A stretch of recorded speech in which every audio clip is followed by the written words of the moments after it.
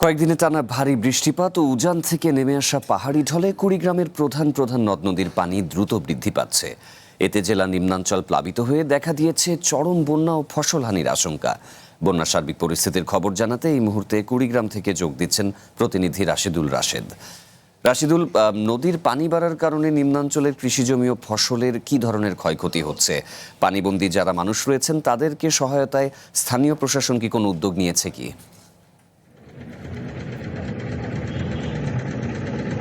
সাবাত, আপনি যেমনটি বলছিলেন, কুড়িগ্রামের গত কয়েকদিন থেকে পাহাড়ি ঢল এবং টানা বৃষ্টিপাতের কারণে ইতিমধ্যে নিম্ন অঞ্চল প্লাবিত হয়েছে।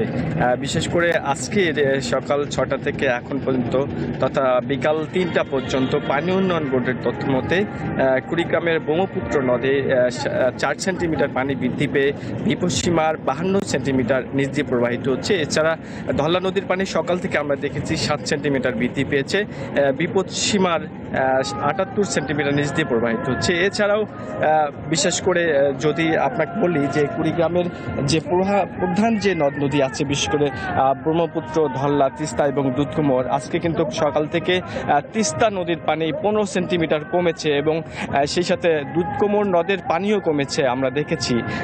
বিশেষ করে আপনাকে আরেকটি বিষয় জানাই যে কুড়িগ্রামের সম্প্রতি বন্যায়, বিশেষ করে গেল যে বন্যাটা হয়ে গেল, সেখানে কিন্তু 499 হেক্টর জমির ফসল কিন্তু একেবারেই বিনষ্ট হয়েছে। ইতোমধ্যে কৃষকরা ধারকর্য করে আবারও নিম্ন অঞ্চলের যে সমস্ত জমি আছে সেগুলো কিন্তু তারা চাষাবাদ করার চেষ্টা করেছে।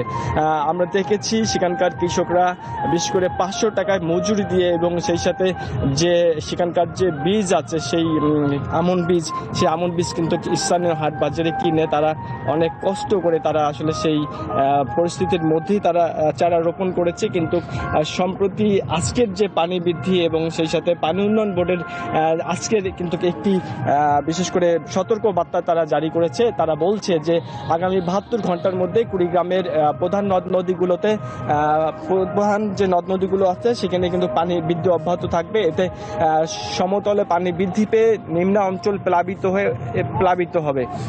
আপনার একটি বিষয় জানি যে কুড়িগ্রামের এই সমস্ত চড়া অঞ্চলের যে সমস্ত কৃষক আছে তারা কিন্তু এই আবাদের উপরেই নির্ভর করে, কারণ হচ্ছে প্রাকৃতিক যে বৃষ্টি আছে সেই বৃষ্টিপাতের মধ্য দিয়ে তারা নির্ভর করে তারা সে আবাদ করে। কিন্তু এবারে চিত্রটা একটু ভিন্ন ছিল।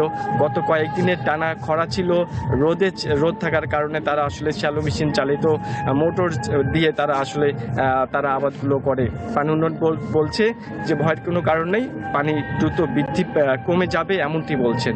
ছাপা চেয়েছিল কুড়িগ্রাম পানি বৃদ্ধি এবং ফল ফসলের যে ক্ষয়ক্ষতি তার সর্বশেষ। রাশেদ, আপনাকে ধন্যবাদ।